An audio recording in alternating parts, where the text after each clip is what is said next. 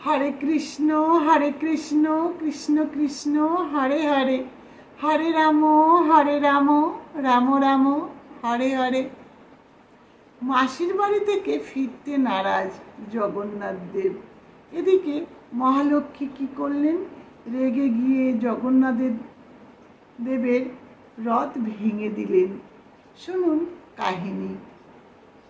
জগন্নাথ দেব যখন দাদা বলরাম, বোন সুভদ্রার সাথে মাসির বাড়ি যাবার আগে মহালক্ষ্মীকে কি বলেছিলেন জানেন?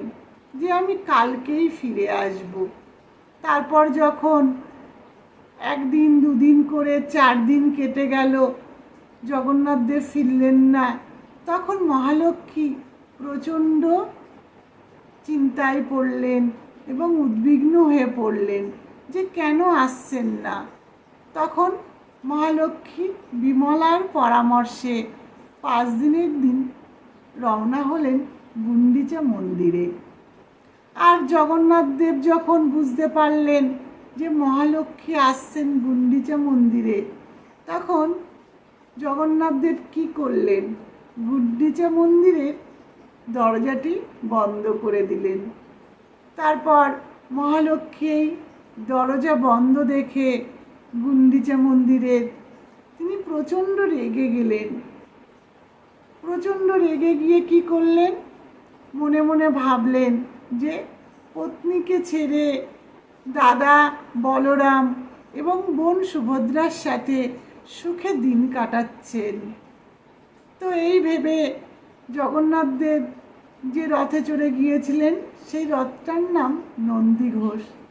সেই নন্দীঘোষের কিছুটা অংশ তিনি ভেঙে দিলেন।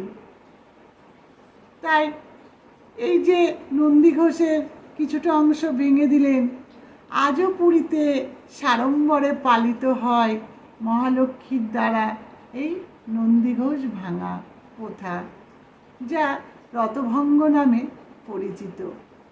তাই এই যে মহালক্ষ্মী জগন্নাথ দেবের রথ নন্দীঘোষকে এই যে কিছুটা অংশ ভেঙে দিলেন, তারপরে তিনি বুঝতে পারলেন নিজের ভুল। তখন তিনি লজ্জা পেলেন মনে মনে, ভয়ে ভীত হলেন। তখন তিনি মূল রাস্তা দিয়ে না ফিরে তিনি ভেতরের রাস্তা দিয়ে তিনি ফিরে আসলেন।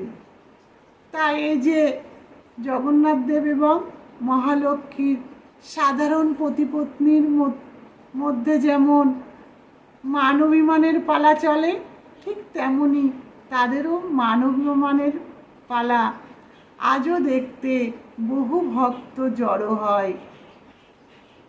তাই বলবো, এই যে মহালক্ষ্মী রেগে গিয়ে কি করলেন? জগন্নাথ দেবের রথ ভেঙে দিলেন। তো এটাই গল্পের মূল কথা, যে মহালক্ষ্মী রেগে গিয়ে নন্দীঘোষের কিছুটা অংশ ভেঙে দিয়েছিলেন এই কারণে। হরে কৃষ্ণ। সকলে ভালো থাকবেন, সুস্থ থাকবেন।